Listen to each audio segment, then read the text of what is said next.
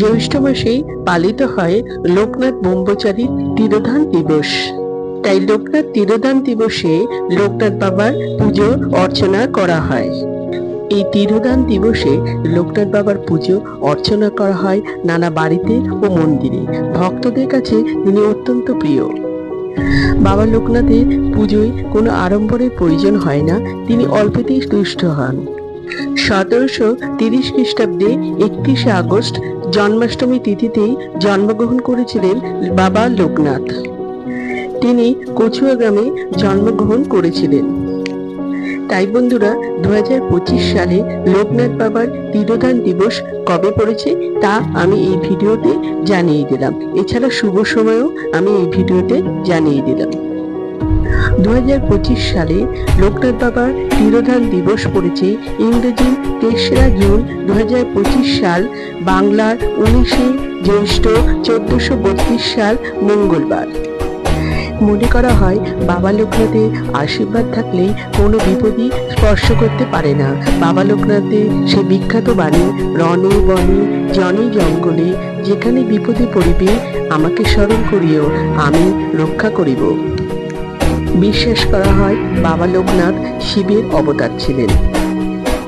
তাই তিনি ভক্তদের মনে জয় বাবা লোকনাথ, জয় শিব লোকনাথ মনে করা হয়। তাকে স্মরণ করলে সব বিপদ আপদ উদ্ধার পাওয়া যাবে। লোকনাথ বাবার প্রিয় ফুল হলো নীল শাপলা বা নীল শালুক ফুল। এছাড়া যে কোনো সাদা ফুল বাবা পছন্দ করেন। এছাড়া লোকনাথ বাবাকে বেলপাতাও অর্পণ করতে পারেন। লোকনাথ বাবার প্রিয় ভোগ হলো মিছরি, তাই লোকনাথ বাবাকে মিছরি ভোগ দিতে পারেন। এছাড়া যে কোনো ফল মিষ্টি ভোগ দিতে পারেন। এছাড়া লোকনাথ বাবার প্রিয় ফল হলো তালশাঁস, সেটাও দিতে পারেন। কালো জামও দিতে পারেন।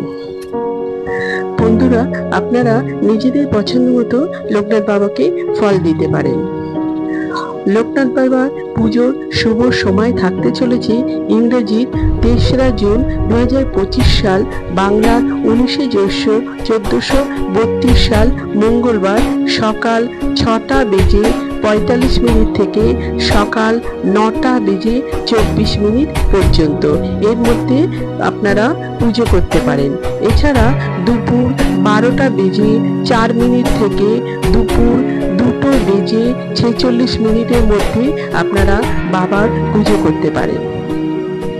বন্ধুরা, এই দিন লোকনাথ বাবাকে অন্নভোগও নিবেদন করতে পারেন। এছাড়া লুচি, সুজি, পায়েস নিবেদন করতে পারেন। 5 রকম ভাজা নিবেদন করতে পারেন। তাই বন্ধুরা, লোকনাথ বাবার এই তিরোধান দিবস আপনারা ভালোভাবে পালন করুন। আমার শুভেচ্ছা থাকলো।